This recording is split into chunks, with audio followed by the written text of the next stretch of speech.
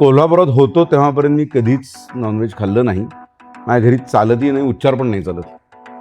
असे एक दोन्ही छोटे मेंदू असलेली माणसं असतात. म्हणजे शशांक अनेक सिनेमामध्ये बापाच्या भूमिका केल्या असल्या तरी त्यांची पोरं कोण होती हे इथं वैशिष्ट्य वेगळं आहे आमच्या. ऋषिकेश सर, तुम्ही यामध्ये मागे जसं बघितलं होतं की वेगवेगळे व्यवसाय करताना दिसताय आणि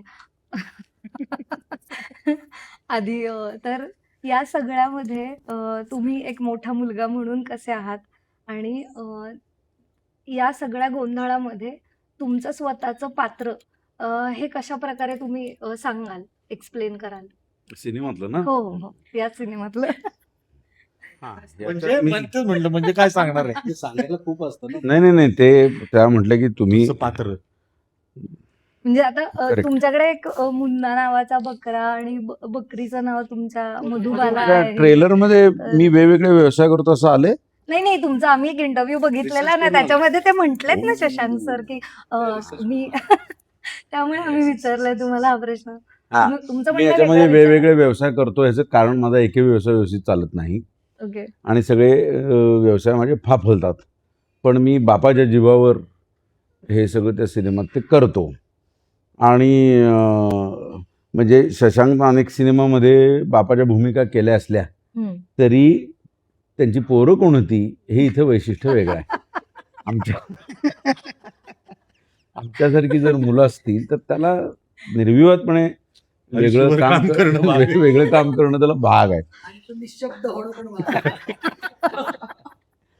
आणि घरातल्या म्हणजे अशा भरल्या घरातला ज्येष्ठ मुलगा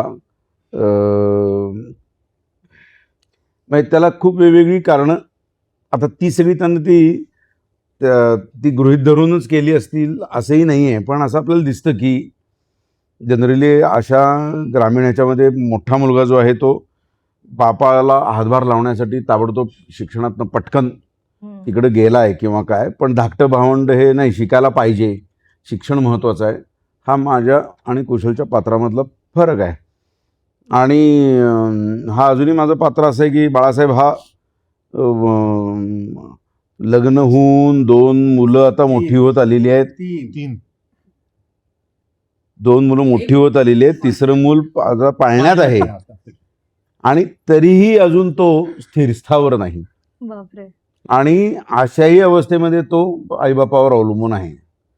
आणि मग आता एवढं असं कुटुंब असताना परत ह्या वयाला आल्यानंतर मग त्याचा काहीतरी जगण्याचा एक हे असणार विचार की ज्याच्यामागे कसलाच विचार नसणार आहे. त्यामुळे तो तसा प्रसंगी रेम्या डोक्याचाही आहे की भांडणं जी वेळ आल्यानंतर तो ताबडतोब रिॲक्ट करू शकणार आहे. तो फार विधिनिषेध न बाळगता.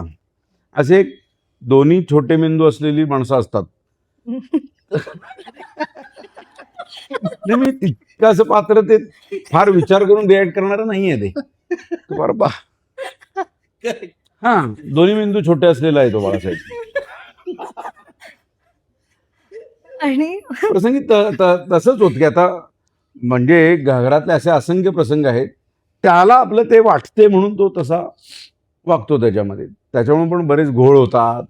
तो बायकोकडनंही बोलणी खातो, आईबापाकडनं तर काही प्रश्नच नाही. पण ते असं एक पण प्रेमाचा अतूट धागा या सगळ्या पात्रांमध्ये आहे. आणि ही अशा प्रवृत्तीची माणसं ही अंगमेहनतीला लगेच असतात.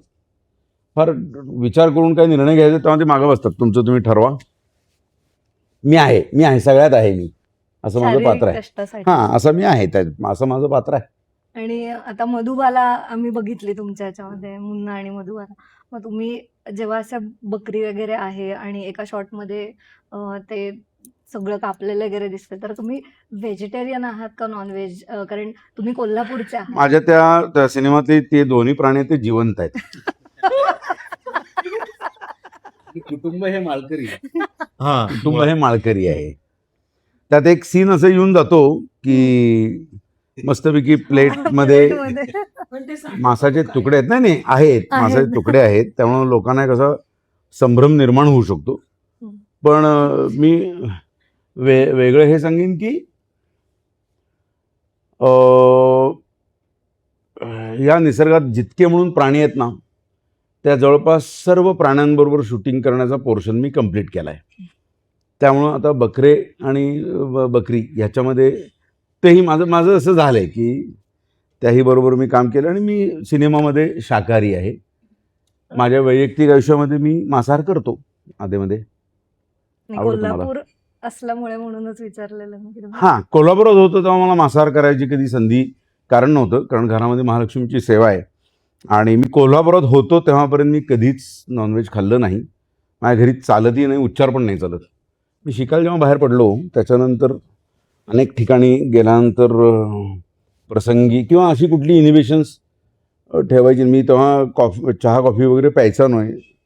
घरात म्हणजे असं या पदार्थांना फार किंमत नव्हती. पण नंतर मी चहाच माझ्या वयाच्या 40 नंतर प्यायलो पहिल्यांदा.